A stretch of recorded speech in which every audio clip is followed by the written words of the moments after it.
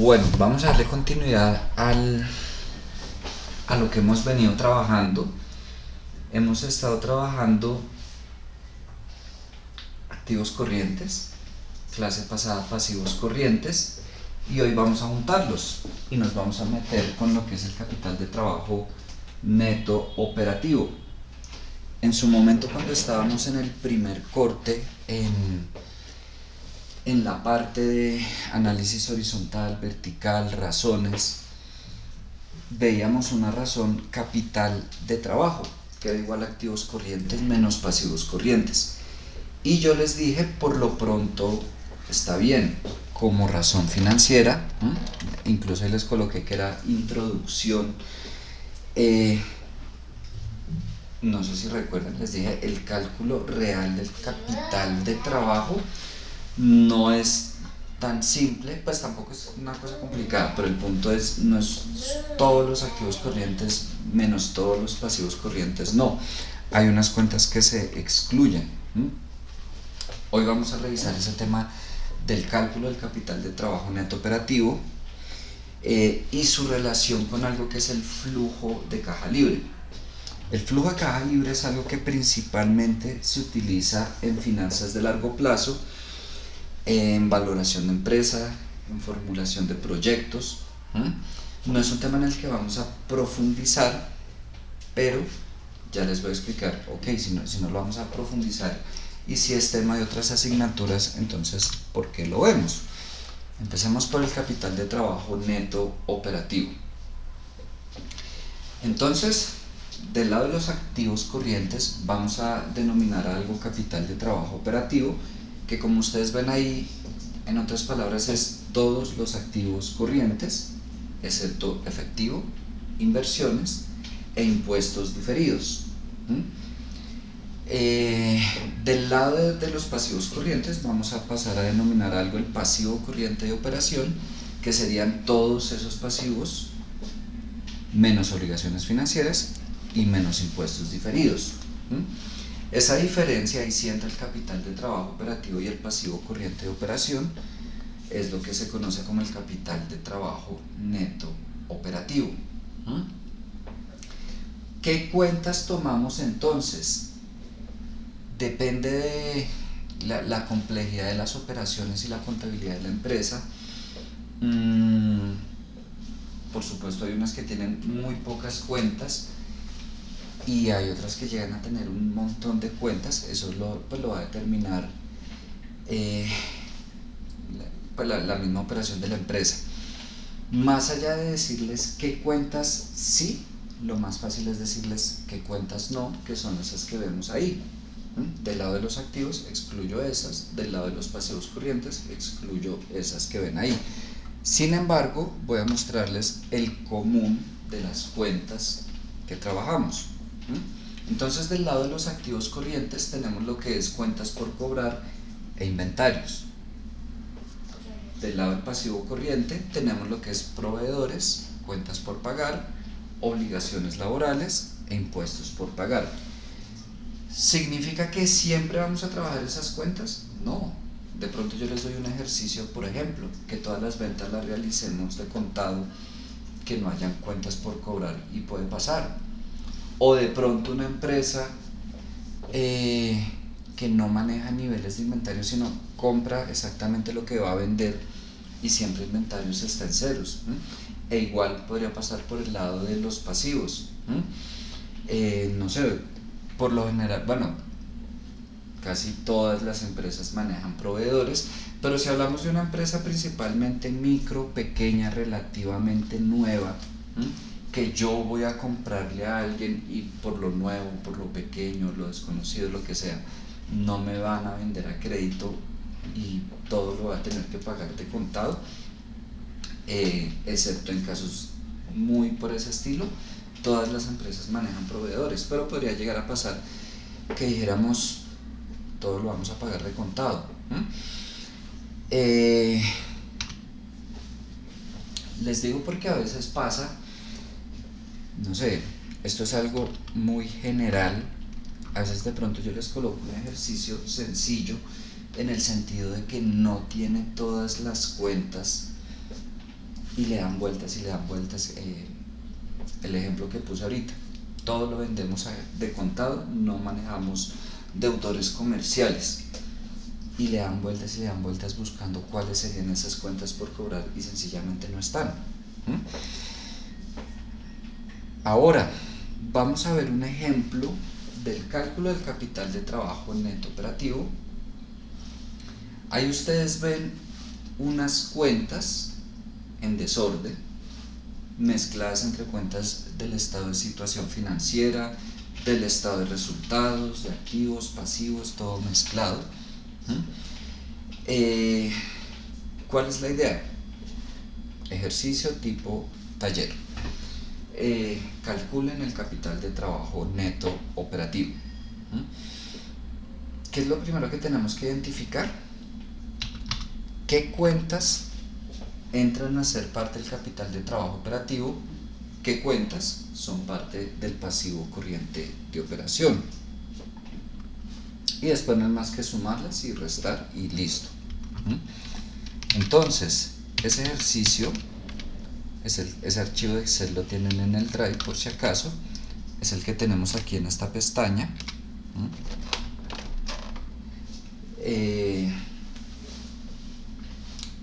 Es exactamente la misma información que tenemos acá.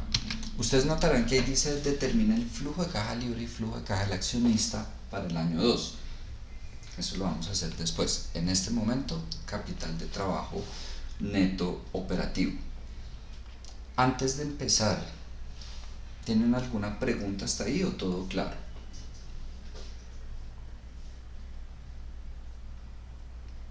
¿Todo claro?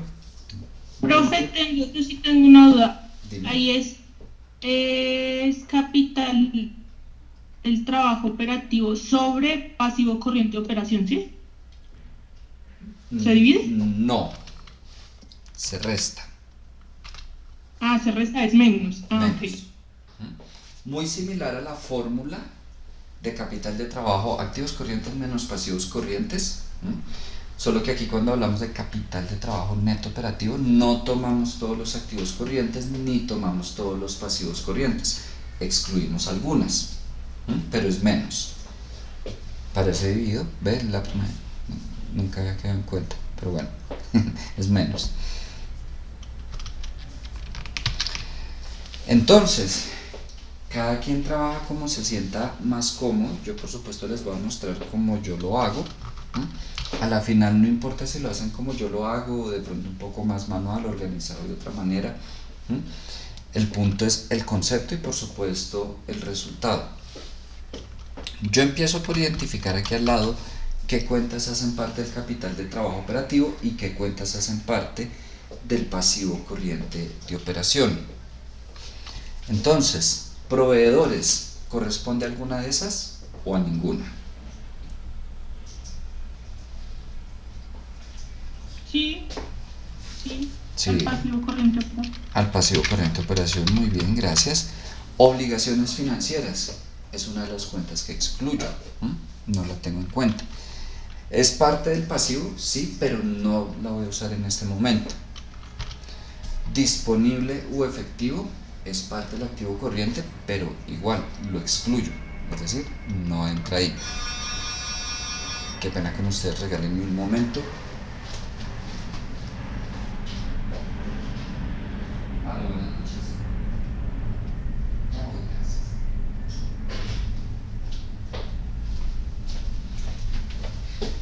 Bueno, voy a pedirles un favor. Voy a pausar. Bueno, sigamos. Entonces, bueno, disponible no, utilidad operacional es del estado de resultados, obligaciones laborales también es del pasivo corriente, costo de depreciación del estado de resultados, inventario sí, capital de trabajo operativo, maquinaria hace parte de los activos fijos, entonces no, bonos emitidos tampoco, es pasivo de largo plazo, cuentas por pagar sí, provisión cuentas malas tampoco, intereses pagados tampoco, deudores comerciales sí, investigación y desarrollo tampoco, es otro tipo de activo, ya ahorita hablamos un poco de ese, tarifa de impuesto, nada, sencillamente es el porcentaje de la tarifa de impuesto. E impuestos por pagar, sí. ¿Ahí todos de acuerdo o alguien no? De acuerdo, profe. Bueno, entonces ahora lo que voy a hacer es colocar cuál es el total del capital de trabajo operativo, del pasivo corriente de operación. Aquí voy a calcular el KTNO y yo lo hago con sumar sí. Le pido que de lo que hay acá, y lo fijo porque siempre es el mismo rango, me tenga en cuenta este criterio. Ahí voy a fijar la columna y me sume lo que está acá. Ahí voy a fijar solo la fila.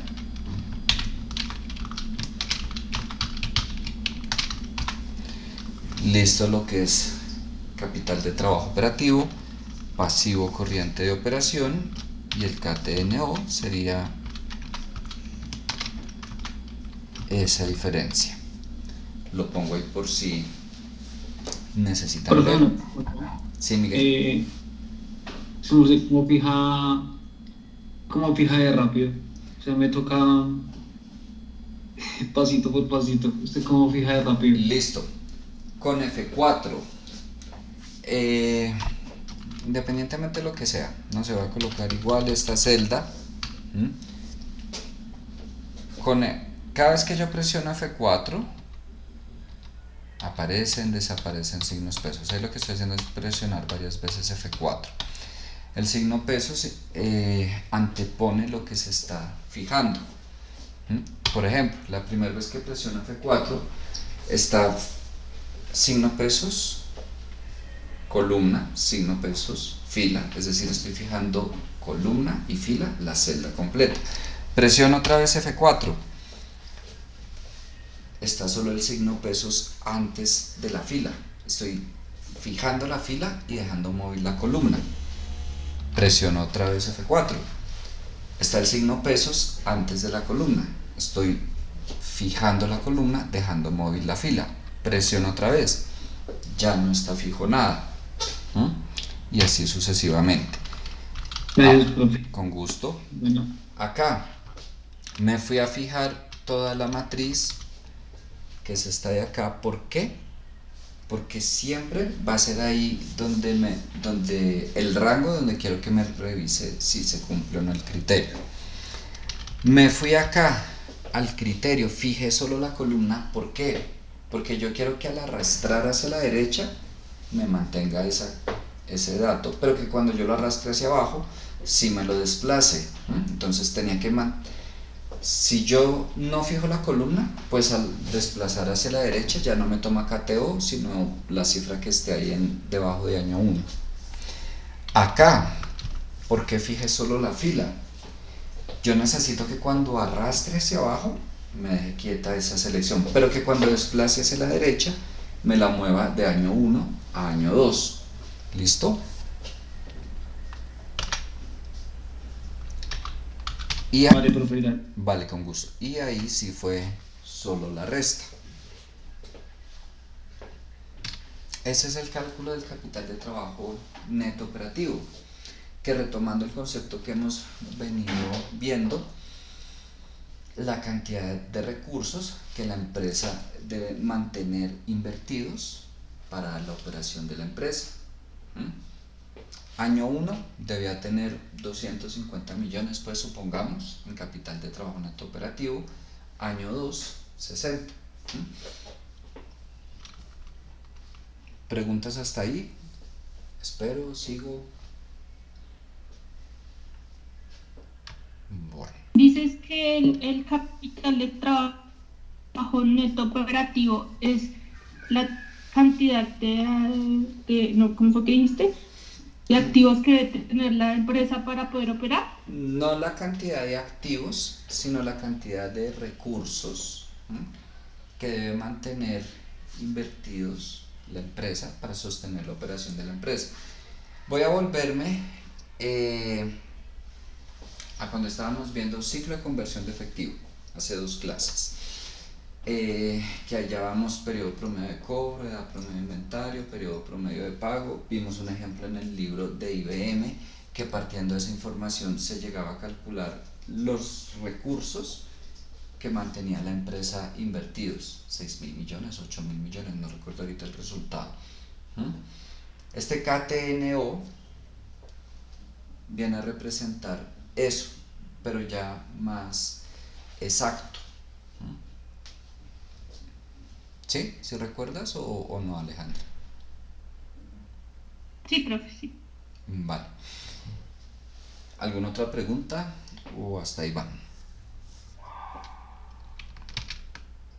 Bueno. Ahora, retomando, esto no es nuevo, recuerden que procuramos que esa inversión sea lo más baja posible, disminuimos el ciclo de conversión de efectivo cuando es posible, disminuimos esa inversión en capital de trabajo. Todo eso va a llevar a aumentar la rentabilidad por distintas razones, porque esos recursos que mantenemos invertidos como capital de trabajo tienen un costo asociado. Entonces, mientras menos yo tenga comprometido en capital de trabajo, un menor costo voy a asumir. Y al igual que si me financio con fuentes más económicas, como lo vimos la clase pasada, como los proveedores principalmente, pero también los impuestos y las obligaciones, pues me voy a financiar menos con obligaciones financieras, entonces disminuyen los costos financieros, también aumenta la rentabilidad y todo va a repercutir en que se maximice el valor de la compañía. El tema de valoración de empresa no es de este curso, pero lo que sí vamos a ver es cómo las decisiones que tomamos en finanzas de corto plazo llegan a afectar ese valor de la compañía. Recuerden que es el objetivo básico financiero, maximizar el valor de la compañía. Y si bien no vamos a valorarla en estos momentos, sí debemos tener claro hacia dónde llevan las decisiones que tomamos el valor de la compañía. Hay distintos métodos de valoración de empresas.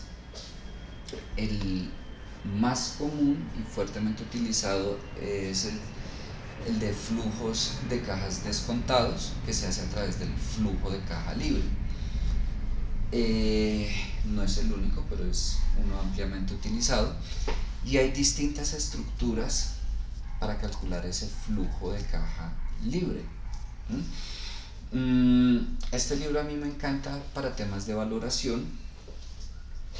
Aquí van a encontrar lo que sería el cálculo exacto, estas son cifras que parte de un ejemplo de ese libro, y lo que es una aproximación. No va a ser el cálculo exacto, pero es una muy buena aproximación. ¿Qué tiene que ver con todo esto? Que aquí en esta aproximación, para el cálculo del flujo de caja libre, se tiene en cuenta el cambio en el capital de trabajo operativo, que es esa fila que vemos ahí. Entonces ya vamos a ver de qué manera, si aumenta el capital de trabajo neto operativo, el flujo de caja libre disminuye y por ende el valor de la compañía disminuye. Eso sí, ténganlo claro, no vamos a valorar la compañía, pero a mayor flujo de caja libre, mayor valor para la compañía. Y a mayor capital de trabajo neto operativo, menor flujo de caja libre. Y mientras menor sea el capital de trabajo neto operativo, mayor el flujo de caja libre y por ende mayor el valor de la compañía. Es decir, que toda decisión que nosotros tomemos que aumente la inversión en capital de trabajo neto operativo, disminuirá el valor de la compañía. Por eso es que vamos a ver el cálculo del flujo de caja libre por esta aproximación. ¿Por qué? Porque nos interesa ver el efecto de ese cambio en el capital de trabajo operativo. Aquí les coloqué la misma estructura, pero en español y con alguna clasificación adicional. Regálenme porfa un minutico, ya vuelvo. ¿Qué pasó?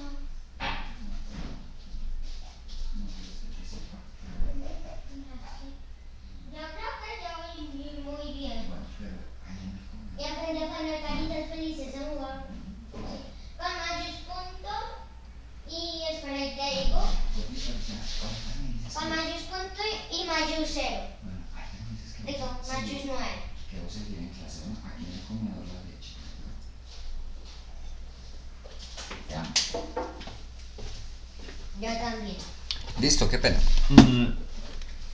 Entonces, ¿qué es el flujo de caja libre para empezar? Es el flujo de caja que queda disponible después de atender todas las decisiones de operación y de inversión de la empresa. ¿Es el mismo flujo de efectivo? No. Y ya se darán cuenta, difiere, depende pues de cómo se comporte la empresa, puede llegar a diferir muchísimo. No es con el flujo de efectivo que se valora, sino pues no hacíamos nada de esto y simplemente tomábamos la caja final del flujo de efectivo. ¿Por qué no es esa caja final? Porque ahí nos muestra el disponible, el efectivo que tiene en ese momento la empresa, pero no sabemos realmente si en ese momento ya se cubrieron o no todas estas decisiones. ¿Cómo se calcula? Partimos de la utilidad operacional, es decir, no tenemos que hacer ningún cálculo, lo tomamos del estado de resultados, traemos la utilidad operacional para el periodo que estemos calculando. Le restamos el impuesto de renta aplicado. Aquí sí, ojo, no es traer el impuesto que calculamos en el estado de resultados, es aplicarle el impuesto a esa utilidad operacional. En el estado de resultados nosotros calculamos el impuesto sobre la utilidad antes de impuesto. No es la misma utilidad operacional. ¿Por qué? Porque después de la utilidad operacional le restamos gastos financieros, le sumamos otros ingresos si hay, y llegamos a la utilidad antes de impuesto. Entonces, y ojo que aunque yo hago esta advertencia, casi siempre hay por lo menos un equipo de trabajo que va y trae el impuesto de renta que ya estaba calculado. No, ojo, es calcularlo sobre esta utilidad operacional. ¿Qué hago? Pues tomo la tasa de impuestos y la multiplico por la utilidad operacional y listo. A esa utilidad operacional le resto ese impuesto y llego a la utilidad operativa después de impuesto, o por sus siglas en inglés, NOPAT. Después, ¿qué hacemos? Le sumamos lo que tiene que ver con costos o gastos de depreciación, provisión y amortización. Y primera pregunta, ¿tienen claro cuáles son los costos de depreciación, provisión, amortización? ¿O no?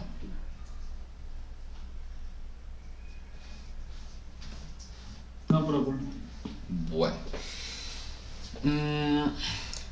De depreciación.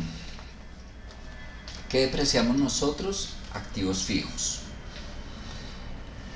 ¿Qué es la depreciación? Sencillamente es un tratamiento contable para agotar la vida útil del activo. Tenemos activos fijos con vida útil de 3, 5, 10 años y sencillamente lo que hacemos es contablemente, no sé, si el activo me costó 5 millones y tiene una vida útil de 5 años, le vamos disminuyendo ese valor para que al final de los 5 años el valor contable sea de 0. Entonces periódicamente enviamos un gasto de depreciación contra la depreciación acumulada. ¿Qué son las provisiones? Y tiene un comportamiento muy similar al de la depreciación con los activos, solo que aquí es la provisión con los deudores comerciales. Yo les vendo a todos ustedes a crédito, obviamente espero que me paguen, pero la realidad es que cuando uno llega a tener muchos clientes, no todos pagan. Se pueden presentar muchísimas situaciones que hacen que, no sé, ustedes me debían 100 millones y, no sé, 2 de ustedes ya llevan 15 días de retraso, nada que me pagan. Lo más saludable que pueda hacer financieramente hablando es dar por perdida esa plata.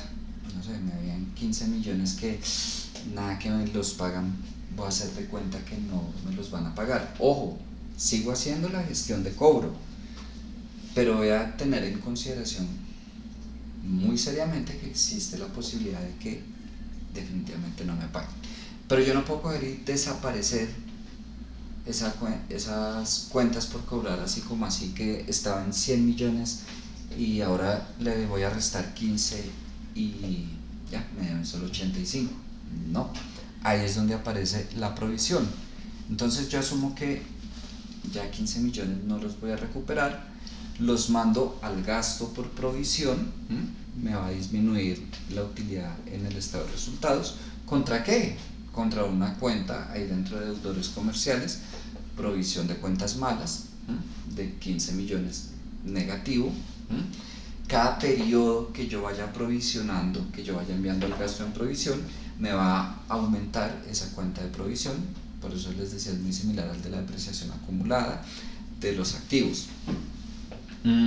Si nos vamos a revisar información de empresas que manejen normas internacionales de información financiera, usualmente está deudores comerciales y otras cuentas por cobrar neto, y nos vamos a revisar las notas, y ese neto es que aparecería deudores comerciales 100 millones, provisión cuentas malas 15 millones, deudores comerciales neto 85 millones.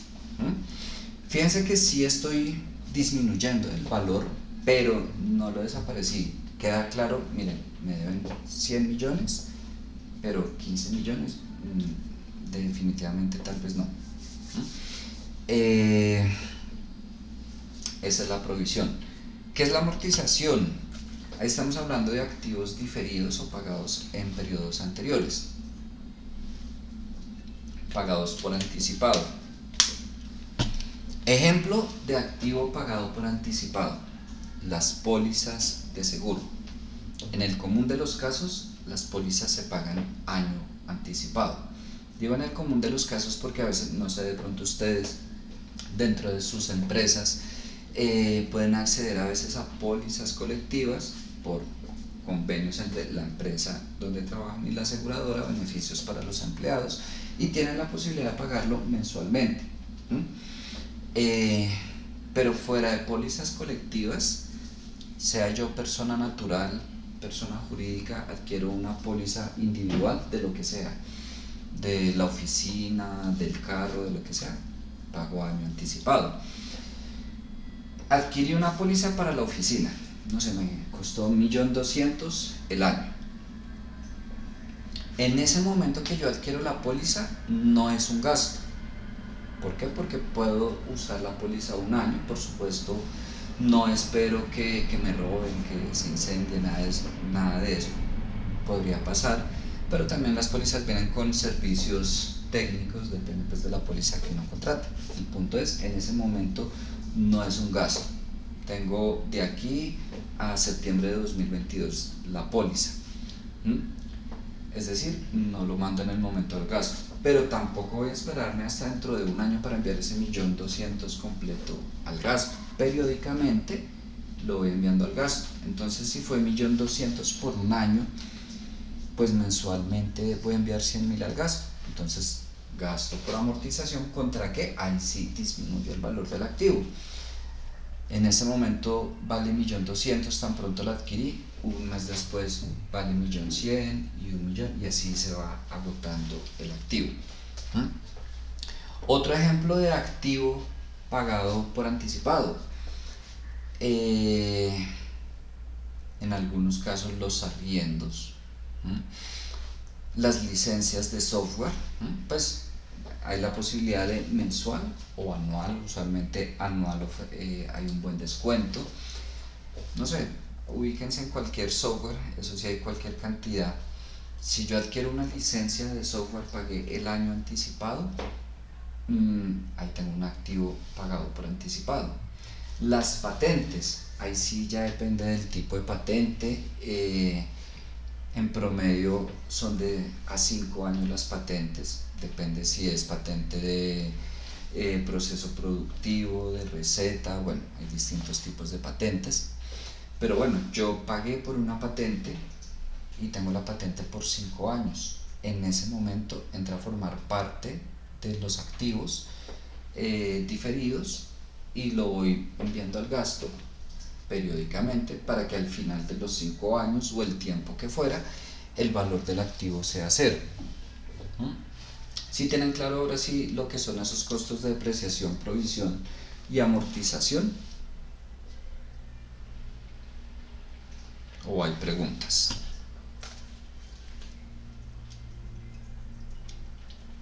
Bueno,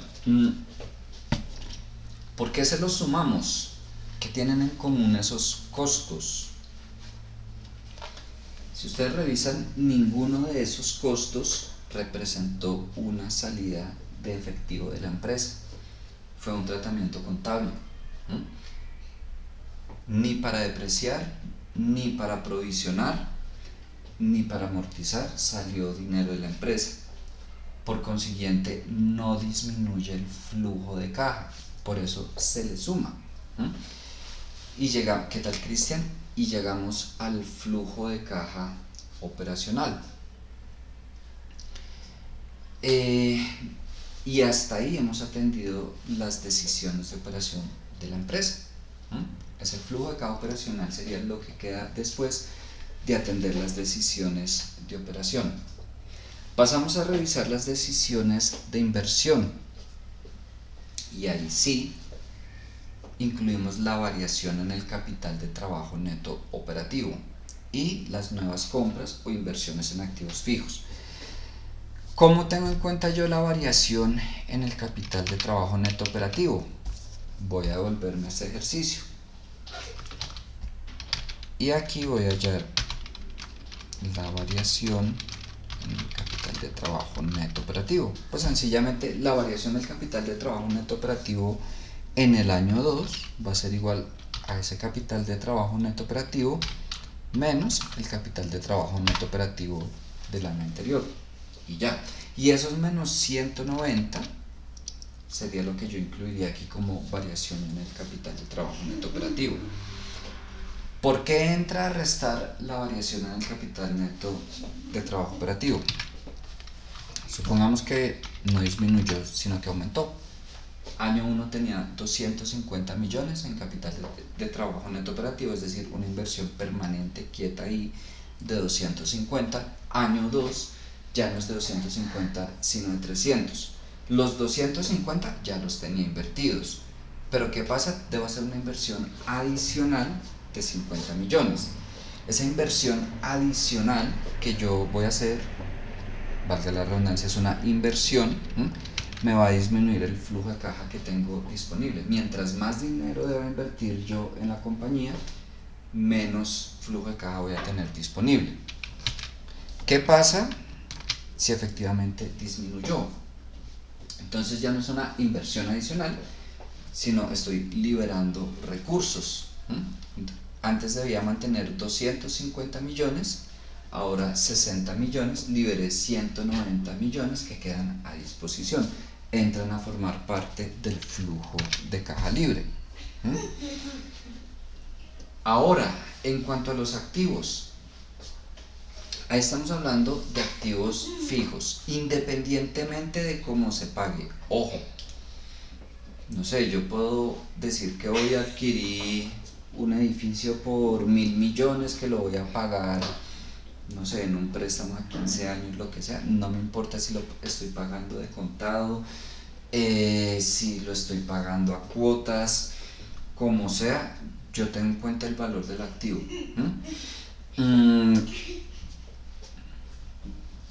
Pueden pasar dos cosas, que un ejercicio, y más allá del ejercicio, que tengan ustedes la información de que esta empresa el año siguiente va, no sé, a comprar una flota de vehículos por 500 millones. Esos 500 millones serían las nuevas compras. O puede pasar que vía estados financieros, ya lo vamos a ver, pues la variación que yo tenga en las cuentas de activos fijos me va a mostrar cuánta inversión adicional hay. Año 1, no sé, tenía 1.000 millones, año 2 tengo en activos fijos 1.200 millones, pues sencillamente en el año 2 hice compras en activos fijos por 200 millones. Igual que con el capital de trabajo neto operativo, es una inversión adicional que debo hacer, me va a disminuir el flujo de caja. ¿Qué pasa si los activos fijos disminuyen? Tenía 1.000 millones año 1, año 2 700 millones. Disminuyó en 300 millones la cuenta. ¿Por qué pudo haber disminuido? Vendí los activos. Y si los vendí, estoy recibiendo dinero, entonces entra a sumar para el flujo de caja libre. Lo más común es trabajar la diferencia entre las cuentas de año 1, año 2 o el año inicial, el año siguiente, lo que sea. ¿Por qué? Hay empresas que tienen, mejor dicho, una compraventa de activos fijos impresionante. Depende, por supuesto, de la industria donde estén. Pero yo, por ejemplo, en alguna ocasión tuve un cliente, la empresa era de base tecnológica, y sí o sí necesitaban estar actualizando principalmente sus computadores. Y era una cosa que, no sé, hoy compré computadores y en 3 meses vuelvo y compro. Y mejor dicho, era una necesidad impresionante. Entonces lo que yo hoy compré después lo vendía, compraba otros.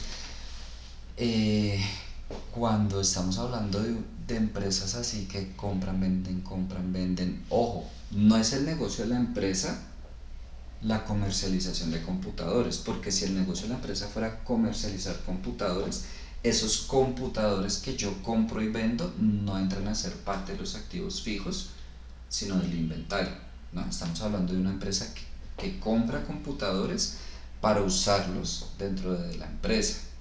Vende servicios tecnológicos, es su objeto social. Por consiguiente, esos computadores que yo compro sí entran a ser parte de los activos fijos de la empresa.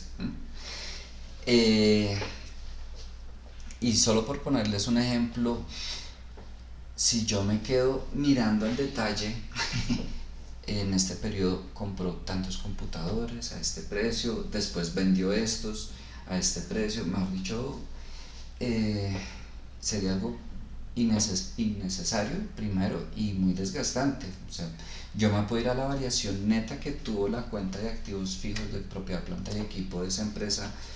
No sé, 2017 era 800 millones, 2018 900 millones, listo. A la final se toma como esa variación como una inversión en activos fijos. ¿Puede que haya comprado más? Sí, pero también vendió, entonces también recibió dinero. ¿Listo? O igual, en ese juego de compra y venta, el efecto final pudo ser que disminuyó. A la final hubo una desinversión. Resto ese valor de nuevas compras o el incremento en activos fijos y llego al flujo de caja libre, que como dijimos es el flujo de caja que queda disponible después de atender esas decisiones de operación y de inversión. Es lo que me va a medir el valor de la compañía. Ahí sí puedo saber cuánto queda disponible ya habiendo cubierto esas dos.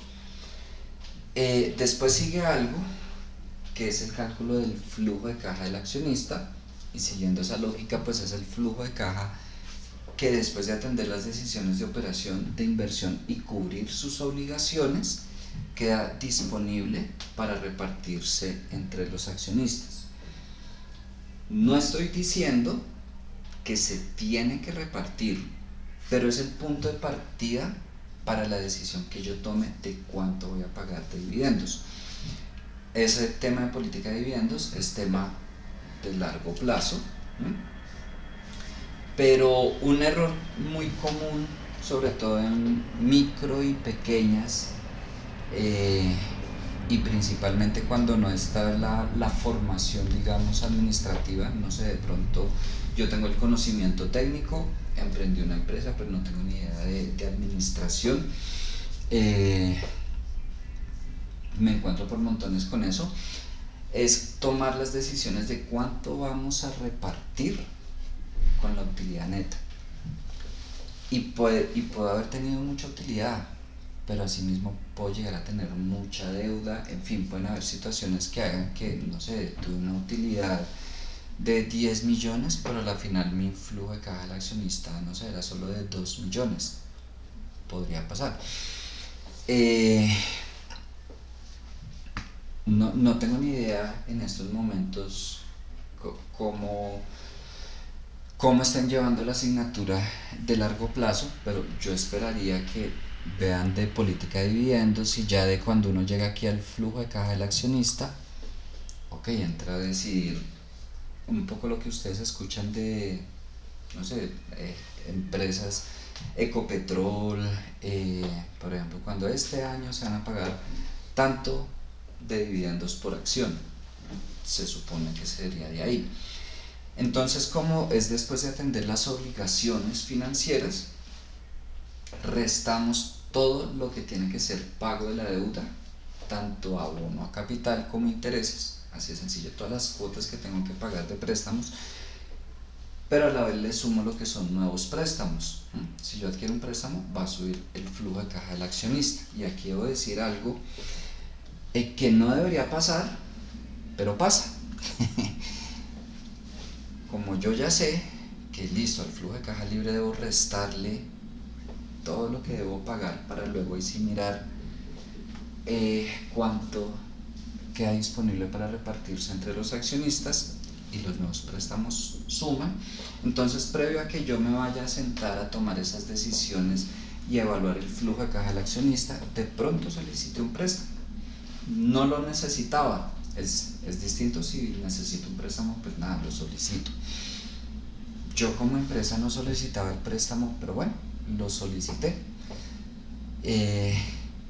¿Cuál va a ser el efecto? Que va a incrementar el flujo de caja del accionista y puedo llegar a repartir dividendos mayores. ¿Es legal? Sí, pues que tiene que yo como empresa solicito un préstamo. A mi parecer éticamente cuestionable, pero como les digo, se ve mucho. Dicho eso, vamos a seguir con unos ejercicios. Aquí sí ya me voy a sentar, regálenme un momento. Y ahora sí voy abajo. Regálenme un momento, ya vengo.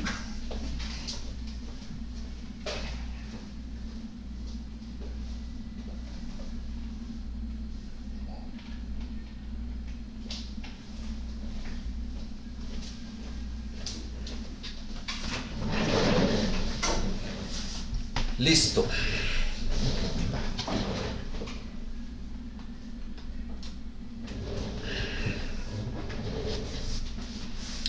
Entonces, con este ejercicio vamos a calcular el flujo de caja libre y flujo de caja del accionista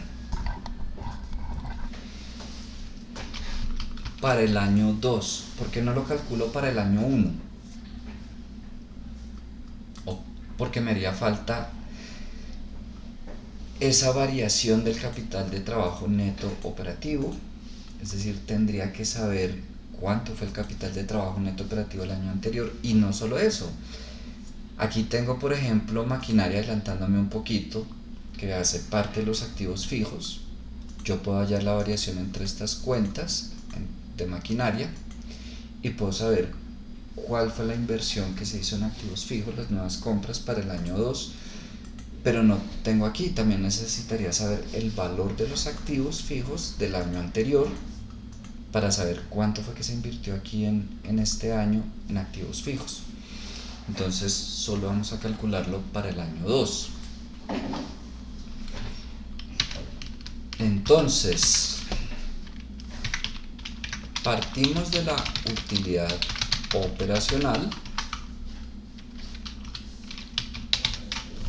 ¿cierto? ¿Dónde está? Ve que se me hizo acá. Tengo la utilidad operacional. Le voy a restar el impuesto aplicado, que como dijimos es multiplicar esa utilidad operacional por la tasa de impuestos. Regálenme un momento, por favor. 5 minutos y vamos a ver. Y pedir la leche. Venga, échale el agua, gatos. Porque vas a estresar los ojitos.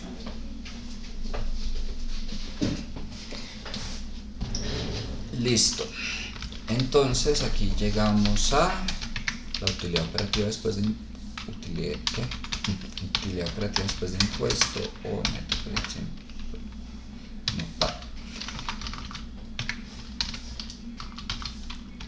este menos este.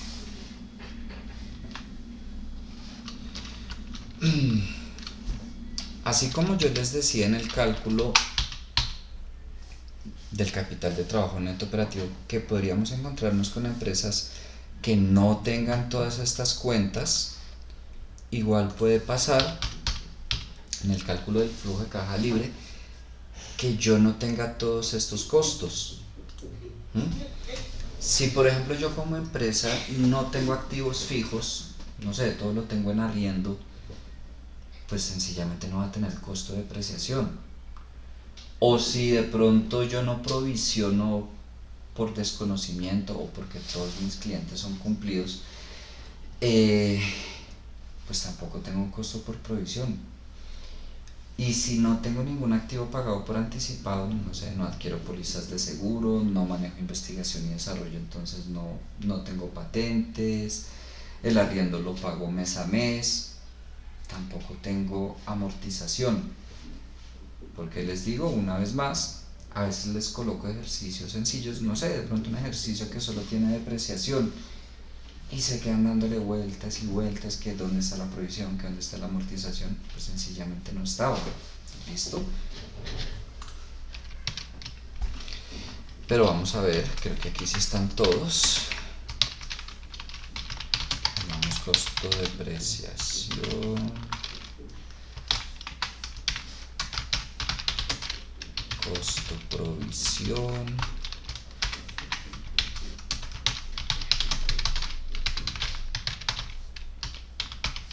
costo amortización. Vamos a ver. Yo puedo determinar el costo de provisión vía el estado de resultados, que me voy directamente a ver cuál fue el costo de depreciación de ese periodo, o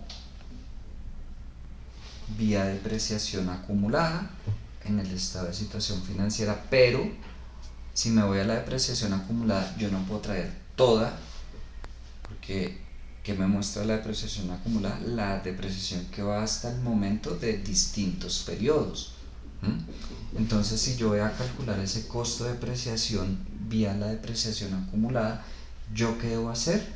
La diferencia entre la depreciación acumulada del periodo anterior y de este periodo. Si en el año 1 tenía, no sé, 500 de depreciación acumulada y año 2 tengo 600 de depreciación acumulada, significa que en el año 2 tuve un costo de depreciación de 100. Aquí lo tengo directamente, tengo costo de depreciación, el costo de ese periodo, distinto. Si aquí dijera depreciación acumulada, pues no serían los 200, sino los 200 menos los 160. Provisión. Aquí no dice costo de provisión, sino provisión cuentas malas. Sería la del estado de situación financiera igual. Aquí es lo que llevaba de provisión hasta ese momento. Y aquí lo que lleva hasta ese momento. Eso quiere decir que el costo de provisión del año 2 sería este menos este. Amortización. Podría tenerlo en el estado de resultados igual costo de amortización, o me voy a lo que son los activos diferidos y hallo la variación. ¿Qué activo diferido tenemos aquí en este momento? El de investigación y desarrollo, que se asocia a patentes. Año 1 tenía 350, año 2 bajó a 290, es decir que mandé al gasto por amortización en el año 2 60.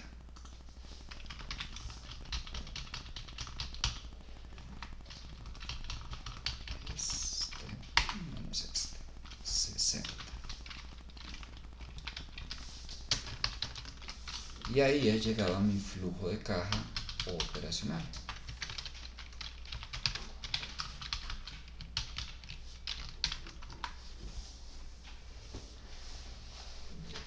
Ahí voy en 620.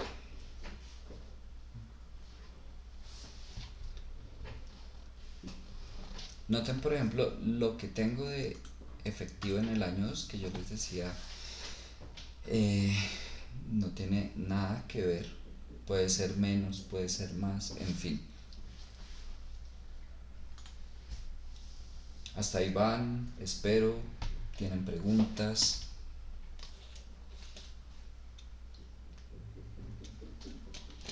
Cuéntenme. Bueno, vamos a irnos al cálculo del flujo de caja libre. Entonces, le resto la variación en el KTNO y las nuevas compras o inversión en activos fijos, como quieran colocar. Variación en el KTNO, ya la había hallado, por acá la tengo. Nuevas compras, me voy a mirar todos los activos fijos sin tener en cuenta la depreciación. En este caso solo tengo maquinaria. Dijimos año 1 tenía 1890, año 2 2370. Significa que en el año 2 hice una inversión en activos fijos de 480. Y ahí llego a mi flujo de caja libre.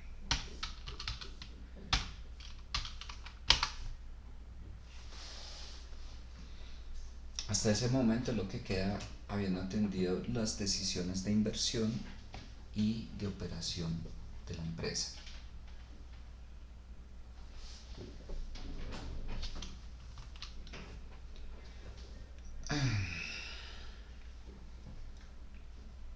Voy a calcular el flujo de caja del accionista.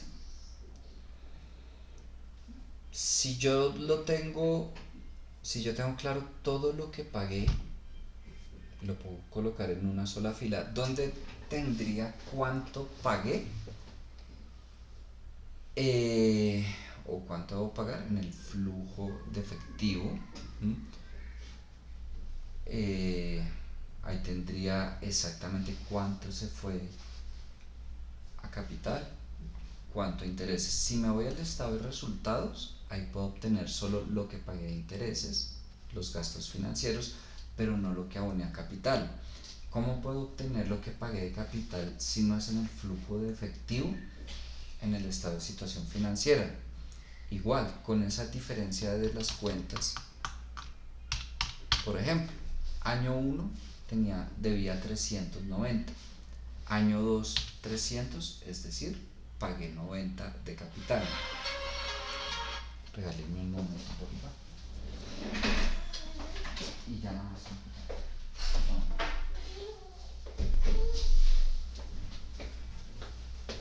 Hola, mamá. Listo. Y así con toda la deuda que yo tenga, puedo hallar esa variación.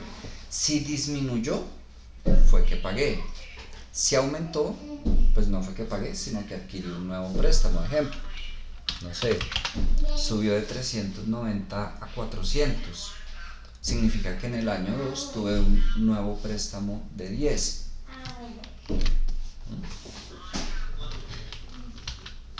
Entonces, voy a restar acá lo que fue abono a capital, que ya sé que es esto de acá. Por aquí tenía intereses pagados. Los intereses ya sabemos que esos van en el estado de resultados, por lo que los intereses del año 2 son esos 85.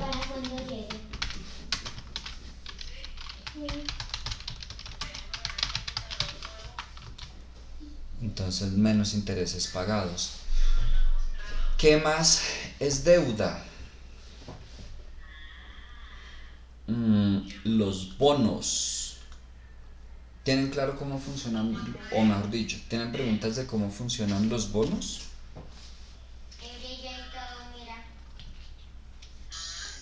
Profe, esos son los títulos bandos, ¿verdad? Que Son. emite el Estado. Sí y no. Entonces no. No, efectivamente hay bonos que emite el Estado, Pero aquí estamos hablando de bonos corporativos. Yo como empresa, como fuentes de financiamiento, puedo acceder a un préstamo, puedo emitir acciones o puedo emitir bonos. ¿Qué son bonos? Si son títulos valores en los que, no sé, yo emití 1.000 millones de pesos en bonos, en los cuales me comprometo a pagar una rentabilidad, que sería pues el costo asociado a la tasa de interés que yo estoy pagando, y ustedes compran esos bonos. Significa que ustedes me están prestando esos 1.000 millones, yo se los tengo que pagar según está estipulado en el bono. No es tema de esta clase, supongo profundizarán en el mercado de capitales para Cristian, que estamos en finanzas internacionales ahí trabajaremos pues ya bonos en pesos, en dólares, los bonos del gobierno, los TES. Pero efectivamente yo no sé, emito bono que les pago al final todo, que les hago pagos periódicos, como sea, en fin. Es un documento legal, no es que no sé, les quede mal y no hay implicaciones. Sí, es un documento muy serio y un título de valor que efectivamente ustedes me lo pueden comprar, lo pueden vender, y eso, mejor dicho, se ve por montones en el mercado financiero, parte del juego de los comisionistas, del compro por aquí y vendo por acá. Pero volviendo, me adquirieron los bonos por 1.000 millones de pesos. No me estoy endeudando con el sistema financiero, no estoy solicitando un préstamo, no les estoy dando participación en la empresa, no son socios, me están prestando el dinero. Pueden ser personas naturales, jurídicas. ¿Quiénes son los que prestan, los que adquieren los bonos? Así de sencillo.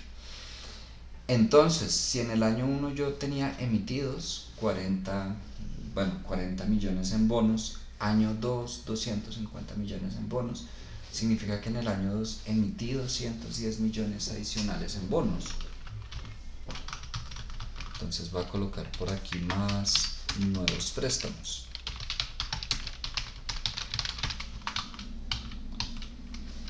Y ahí llego, creo que no se me queda ninguno. Flujo de caja del accionista. Abono a capital. ¿Cuánto aboné? 90, que es lo que disminuyó la cuenta de obligaciones financieras. Intereses pagados. Lo tenemos por acá. Nuevos préstamos. Dijimos que son 210, esto que tenemos acá. Y llegamos al flujo de caja del accionista.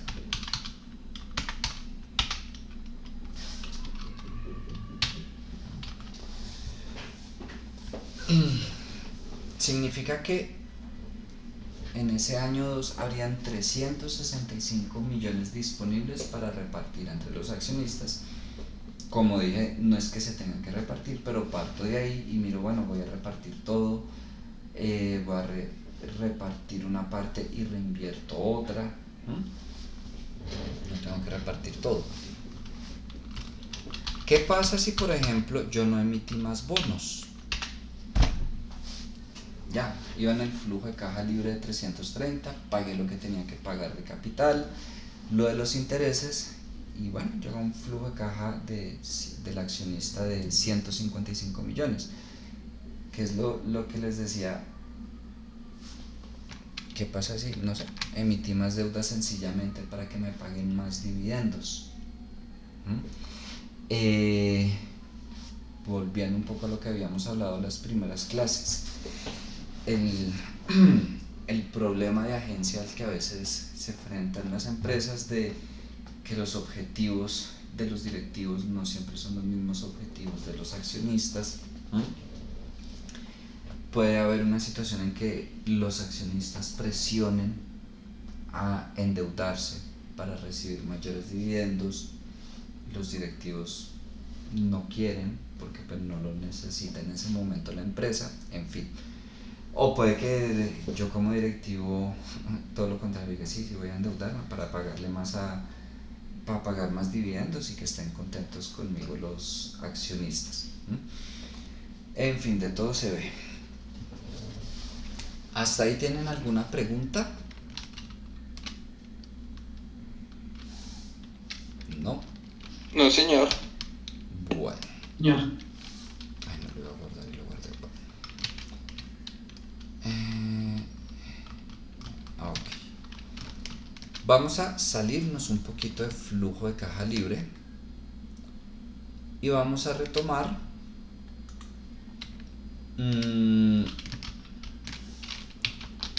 con lo de las dos clases anteriores. Vimos un poco el concepto, ejercicio, ciclo de conversión de efectivo, periodo promedio de cobro, periodo promedio de pago, edad promedio del inventario.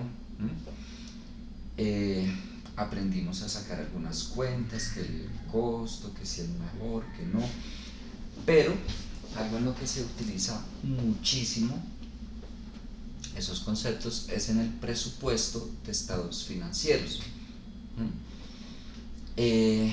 Esta es información parcialmente real. ¿A qué me refiero con parcialmente real? Parte de estados financieros de un cliente, pero los modifiqué para no traerlo idéntico. Multipliqué todas las cifras por X valor, para que quedara cambiado. Pero podemos hacer de cuenta que sí es muy real. Y muchas veces le piden a uno presupuesto de los estados financieros de los próximos 5 años, parte uno de información histórica, hay información que nos dicen explícitamente las ventas van a ser de tanto o este es el margen. Bueno, hay información muy explícita, como hay información que no, y nos toca trabajar con supuestos. Por ejemplo, yo no puedo saber solo con los estados financieros cómo están pagando a mis clientes. Claro, me puedo hacer una idea hallando la rotación, el periodo promedio de cobro. Recuerden que es un promedio, no sé, me dio 30, no significa que todos los clientes me paguen a 30 días. En promedio es a 30, puede que hayan de contado o a más días, lo que sea. Pero entonces, como yo no tengo esa información y estoy hablando de empresas que principalmente manejan volúmenes grandes de clientes, pues no sé poner uno cliente por cliente, este paga tanto, este paga tanto. Utiliza uno el periodo promedio de cobro, igual con los proveedores. Empresas en las que hay muchísimos proveedores, uno toma como supuestos muchas veces seguir con el mismo periodo promedio de cobro, seguir con el mismo periodo promedio de pago y con los inventarios igual. Ahí vemos una cifra de inventarios, pero tendríamos que irnos a las notas para ver. Pueden manejar inventarios de muchas cosas, de materia prima, de productos en proceso, de productos terminados, y asimismo pueden ser de distintas materias primas, de distintos productos terminados, en fin. Entonces vamos a suponer que como parte del ejercicio financiero ustedes tienen que pronosticar el estado de situación financiera de 2020. No vamos a presupuestar todo el estado de situación financiera porque tendría que darles más información para hacerlo. Me interesa en este momento es el manejo del ciclo de conversión de efectivo. Y aquí voy a empezar por lo último. Calcule el saldo de cuentas por cobrar, inventario y cuentas por pagar para 2020. Eso es a lo que tenemos que llegar en este momento. Partiendo, por supuesto, de toda esta información,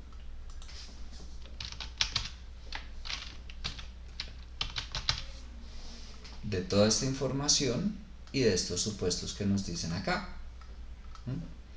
Entonces, como punto de partida, Para proyectar los estados financieros de 2020, las ventas crecerán en el mismo porcentaje que el promedio de crecimiento entre 2016 y 2019. Tengo aquí las ventas de 2016 a 2019. Si hablamos de tasas promedio de crecimiento para ventas y para cualquier cifra, ¿a qué hacemos referencia? Estamos asumiendo primero que no todos los años tuvo el mismo crecimiento. Ahí es evidente, se podría decir que aquí creció el 100%, no sé, 20%, aquí menos tanto por ciento, ¿no? Y es muy común encontrarse con ese tipo de situaciones con información real. No crecen a una tasa constante y hay periodos en que incluso crecen las ventas, pero entonces toma uno tasas promedio de crecimiento asumiendo que todos los años creció lo mismo. Entonces, si yo digo tasa promedio de crecimiento entre 2016 y 2019, estoy hablando de asumir una tasa a la cual empezó en 3.000 millones y terminó en 6.600 millones durante 3 años.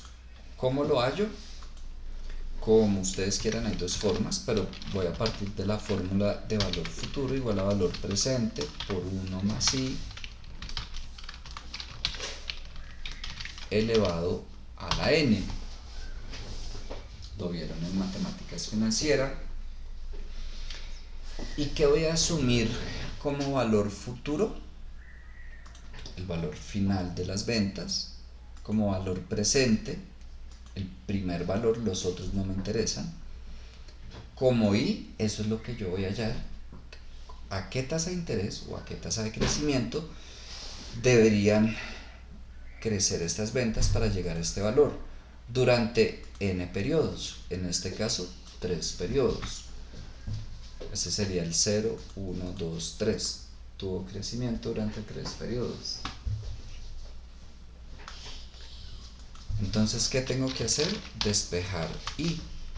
Entonces, ahí decimos que i sería igual a valor futuro sobre valor presente. Todo eso elevado a la 1 sobre n. Y todo eso menos 1. Y es lo que voy a hacer. Valor futuro sobre valor presente elevado a la 1 sobre n, que dijimos que es 3, y todo menos 1. Ok, entonces esos 3, en realidad son 3 billones, qué pena. En realidad esos 3 billones tuvieron que crecer durante 3 años a una tasa del 29,44 para llegar a esos 6,6 billones del 2019. Y es la tasa de crecimiento que vamos a asumir. ¿De qué otra forma podría hallarla? Pues yo voy a colocar aquí, por ejemplo, una tasa de interés.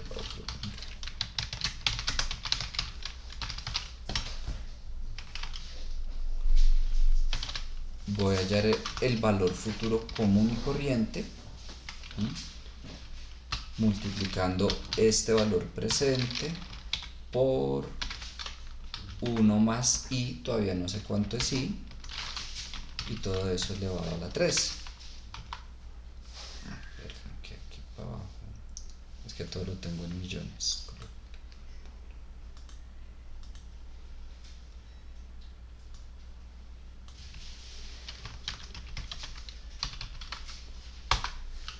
Ya.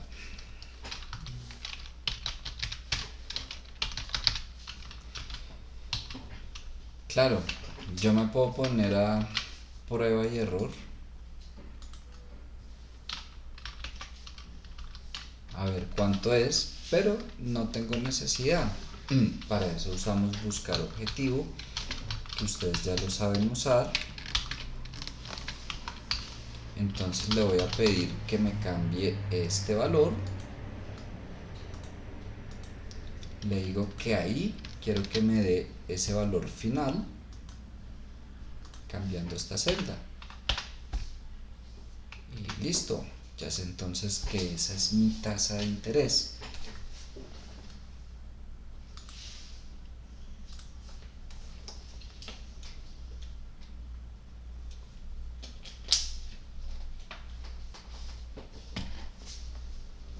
¿Tienen preguntas? Espero, es que no sé si lo están haciendo, si solo están viendo, si voy muy rápido, si voy bien. Profe, yo solamente estoy viendo. Listo, yo no tengo problema con eso, hago una aclaración. Pero pues de verdad, si de pronto alguien sí está haciendo y siente que voy muy rápido, pues con confianza dígame, profe, un momento y yo espero, no hay lío, ¿vale?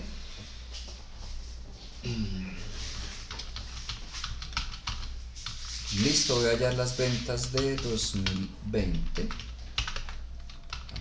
Aquí también me falta colocarlo en millones. Colocámoslo en millones.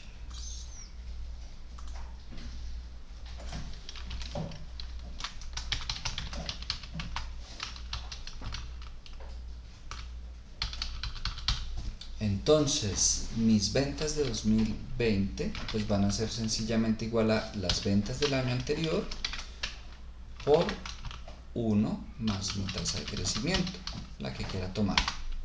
Me falta el paréntesis. Tengo mis ventas. Listo. El margen bruto seguirá siendo el mismo que el promedio entre 2016 y 2019. También es muy común. Recuerden que el margen bruto es la utilidad bruta sobre las ventas. En otras palabras, me va a mostrar cuánto me queda a lo que me cuesta pues el producto o el servicio y a lo que lo vendo. Yo puedo tener estandarizado y tener todos los periodos un precio, un costo, pero entonces ¿por qué se presentan variaciones? Principalmente cuando hablamos de empresas con operación internacional, que hay un tema de tasa de cambio. Puede que yo siempre venda a $20 lo que sea, pero por el tema de la tasa de cambio van a haber periodos en que recibo más, recibo menos, igual con mis proveedores. Si yo estoy importando y hay un tema de tasa de cambio, pues siempre voy a tener variaciones en los costos. Entonces ahí es donde muchas empresas presentan variaciones en el margen bruto.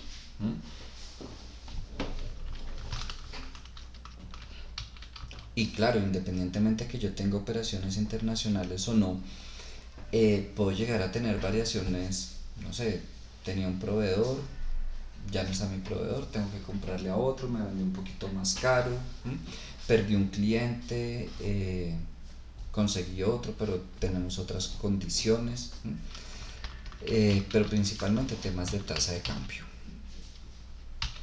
¿Qué voy a hacer entonces? Voy a hacer ese margen bruto para todos los años. Dijimos que es la utilidad sobre las ventas, que es por lo que lo tenía en millones, para todos los años. Por ejemplo, aquí mi margen era de 61, 36, 47, 39. No puedo asegurar 100% que fue por tasa de cambio, no solo con esta información.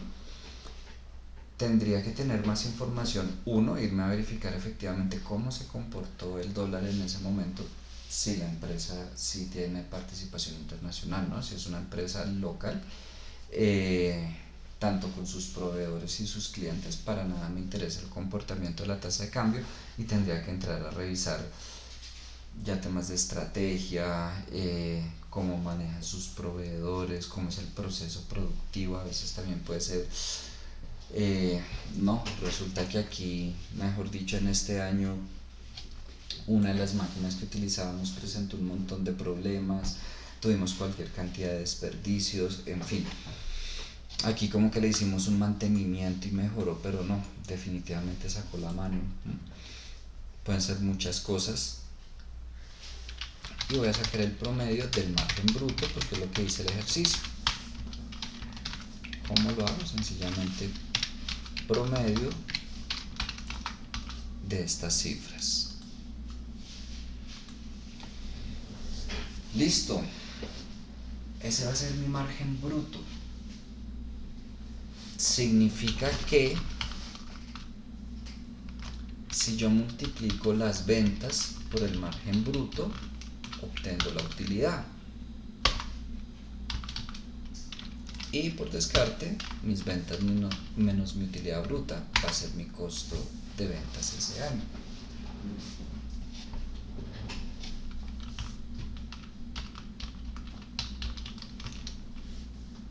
¿Qué me falta por acá? Ahora sí me empiezo a meter con esto. Bueno, si yo me iba a meter con eso, ¿para qué hallaba ventas y costo de ventas si a la final lo que necesitaba en este momento era cuentas por cobrar, inventario y cuentas por pagar? Pues resulta que vamos a manejar estos mismos indicadores, el promedio. Es decir que tenemos que calcular, así como con el margen bruto, periodo promedio de cobro para cada periodo y el promedio, periodo promedio de pago y el promedio. Vamos a empezar por ahí. Resulta que para calcular el periodo promedio de pago, yo necesito las compras. Recuerden que la rotación de proveedores es compras sobre proveedores. No tengo compras, pero ya sabemos hallarlas. Recuerden que las compras dijimos que era igual al inventario final menos el inventario inicial más las ventas, pero al costo, entonces más el costo de ventas.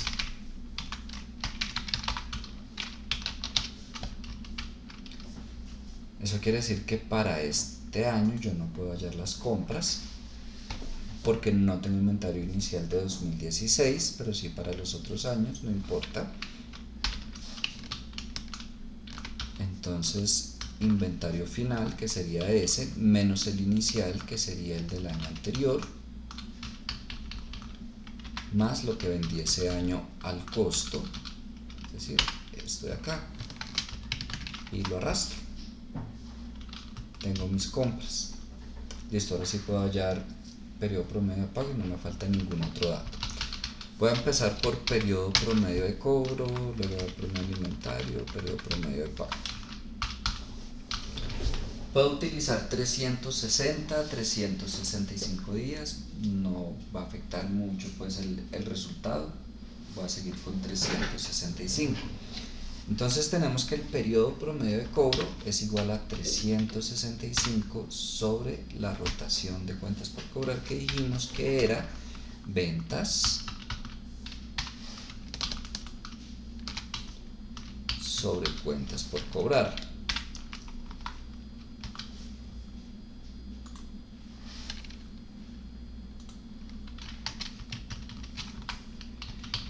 Y ya tengo mi periodo promedio de cobro de todos esos años. Ahora la edad promedio del inventario. Dijimos que es 365 sobre la rotación de inventarios, que la rotación de inventarios es costo de ventas sobre inventarios.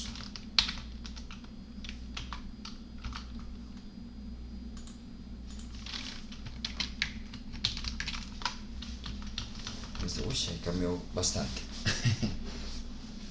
Y ahora el periodo promedio de cobro no lo puedo hallar para este año, no importa, lo dejo en blanco, que dijimos que es igual a 365 sobre la rotación de proveedores, que la rotación de proveedores es compras sobre proveedores.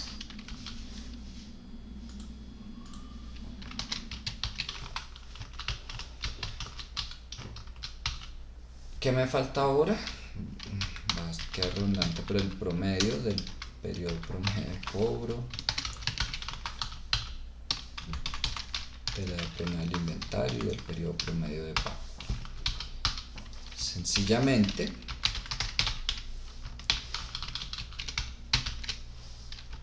hallo el promedio de cada uno.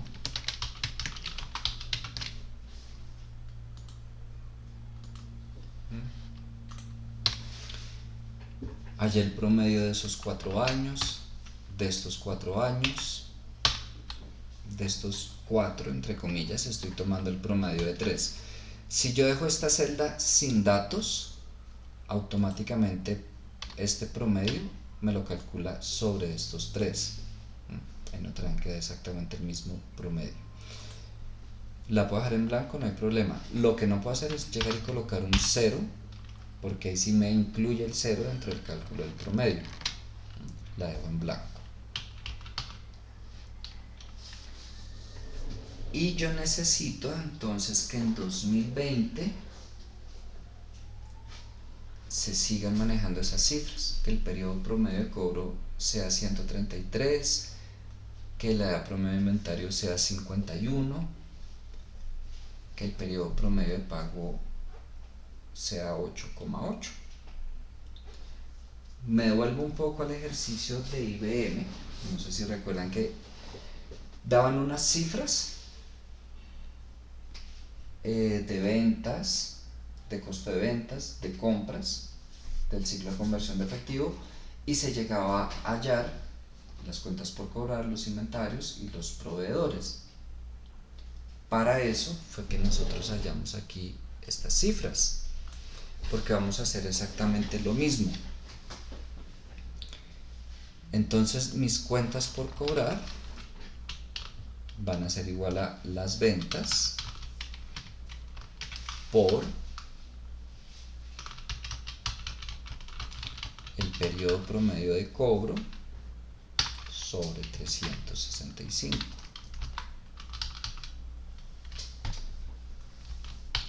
Inventarios, que es igual al costo de ventas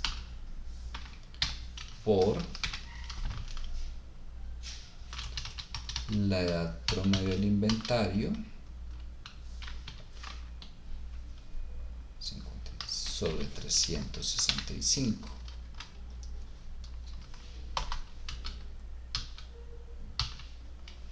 Tengo mis inventarios. Proveedores, necesito las compras, pero no las he calculado. Lo único que tengo que hacer es arrastrar la fórmula. Ahí ya me está tomando inventario final menos inventario inicial más el costo de ventas. Ahora sí, aquí va a ser igual proveedores a las compras por periodo promedio de pago sobre 365.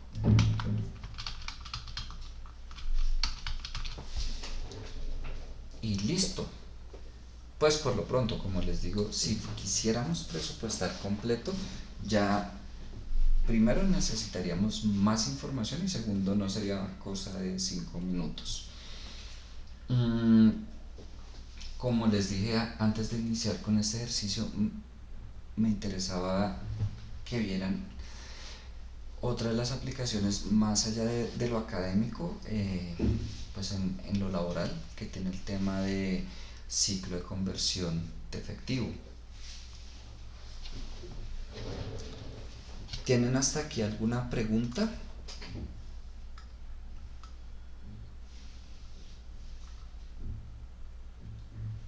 ¿No? Bueno. No, señor profe. No, profe. Vale. Bueno, esa es toda la explicación por hoy. ¿Qué queda por decirles? Hay un taller, acabé 10 minuticos antes, pero también porque no preguntaron nada.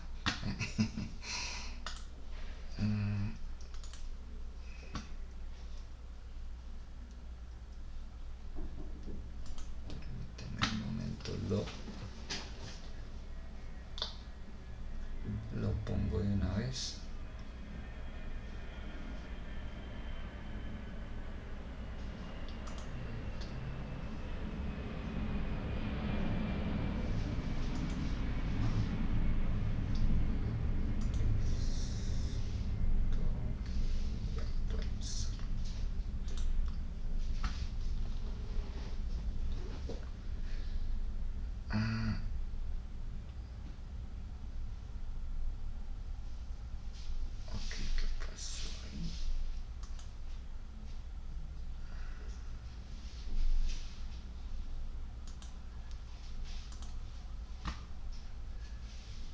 Creo que hice mal, la desaparecí. Dios mío. Creo que ahora acá. Sí. Y porque me quedo como borrador. Asignar.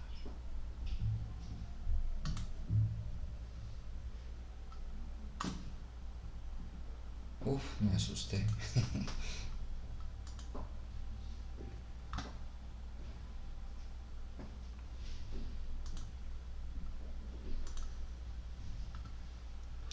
Ahora sí, les debe aparecer este taller.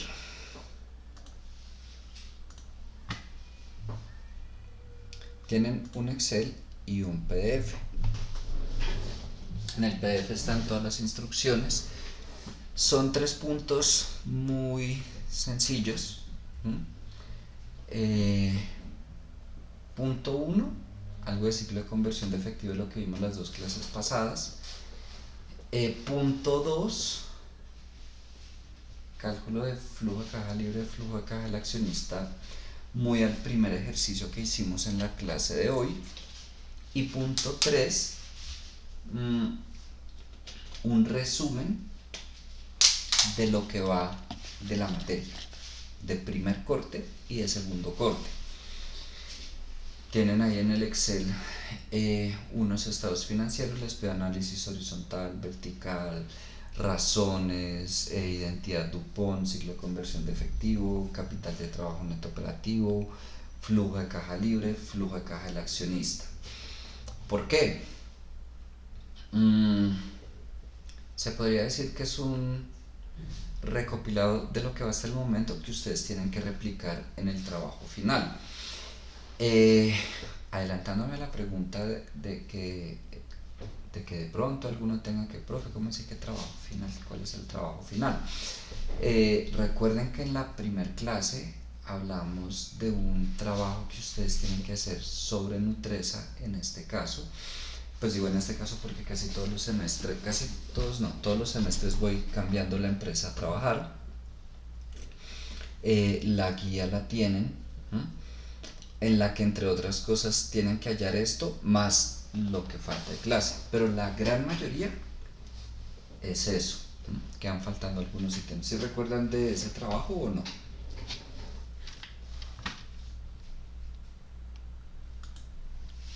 ¿De trabajo de Nutresa, profe? Sí. Sí, ok, bueno. Por eso es que les puse ese tercer punto. Como para que vayan practicando.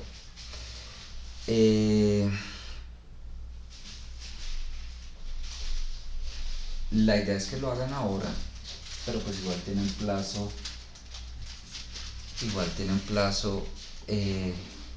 hasta dentro de 8 días. Le coloqué hasta antes de iniciar la clase. Lo pueden hacer en equipos. De hecho espero que lo hagan en equipos, pero pues bueno, ya es decisión de ustedes. Este es el Excel que está. No sé por qué tengo lento el equipo. Este es del punto 1, muy corto. Punto 2, lo que les digo, muy a lo que hicimos hoy. Y punto 3, estos son los estados financieros, que para este taller les estoy pidiendo hagan pues todo lo que hemos visto hasta el momento en la asignatura. No sé si tengan preguntas, comentarios. Voy por lo pronto a parar de grabar.